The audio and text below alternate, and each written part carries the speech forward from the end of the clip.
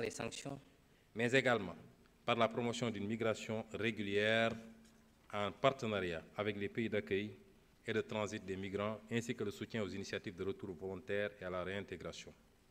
Il s'agira de lutter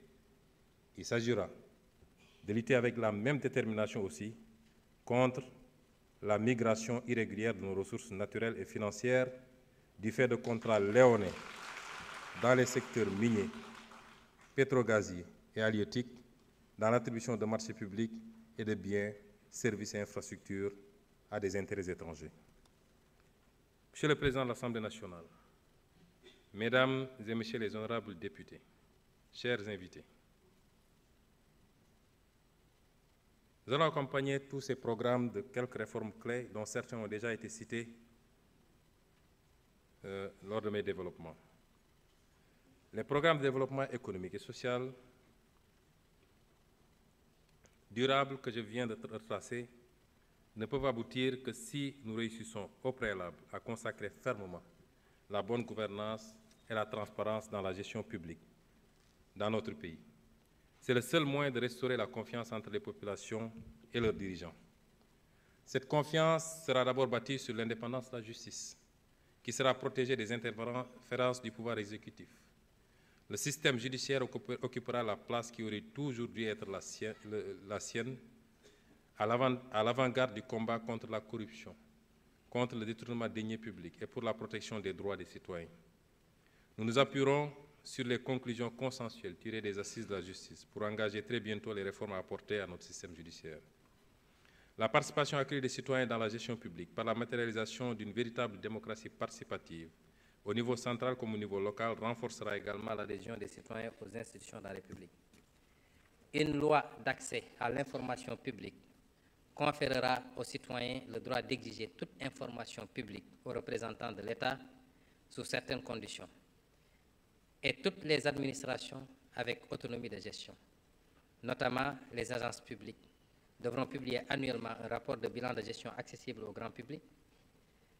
Les rapports d'audit de la Cour des comptes seront également mis à disposition du public dès leur présentation au Président de la République pour enrichir le débat démocratique par la connaissance de faits avérés relativement aux modalités de la gestion publique. Une charte des libertés et de la démocratie sera adoptée pour renforcer les droits et libertés. Ainsi, les principes fondamentaux de fonctionnement des institutions et les principes généraux du système électoral. Ce dernier sera amélioré dans le sens d'une crédibilité renforcée pour refléter les choix démocratiques sans interférence, ainsi que d'une meilleure inclusivité en intégrant automatiquement, par exemple, tous les citoyens de plus de 18 ans dans le fichier électoral lorsqu'ils se verront établir une carte nationale d'identité. Les corps de contrôle seront renforcés et autonomisés budgétairement, ainsi que dans la définition et l'exécution de leur mission de contrôle. Un pouvoir de saisine directe du procureur leur sera octroyé et, en cas de carence ou de lenteur de ce dernier, de transmission directe des rapports d'audit au juge.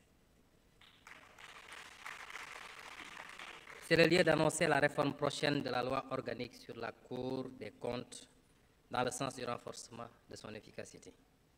L'audit des finances publiques a révélé de graves dysfonctionnements dans le dispositif de gestion budgétaire, comptable et financière.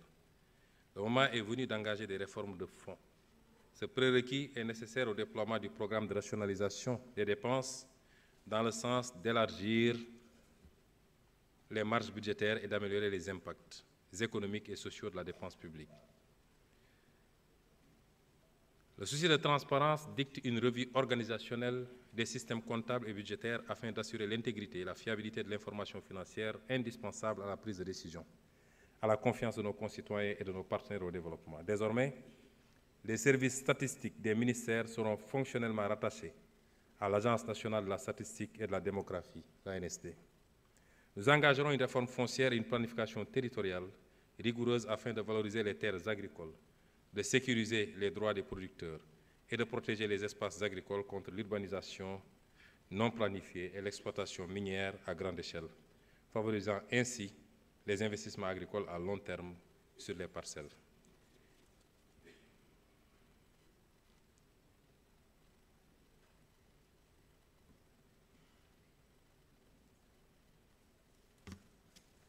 Sur le plan politique, Enfin,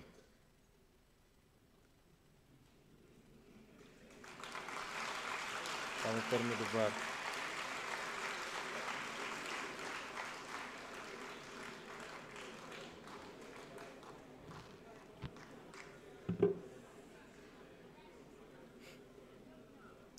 Je vois des députés qui souffrent alors qu'ils sont tranquillement assis depuis 2 heures de temps.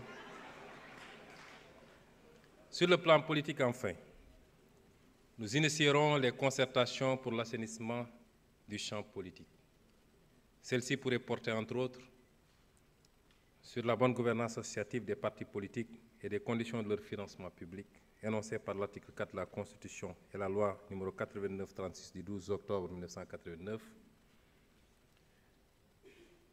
sur les conditions de participation aux élections et les conditions de leur organisation, sur le statut du chef de l'opposition énoncé par l'article 53 de la Constitution, entre autres.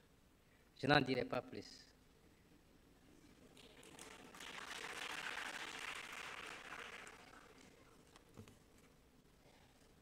Pour conclure, Monsieur le Président de l'Assemblée nationale, Mesdames et Messieurs les honorables députés,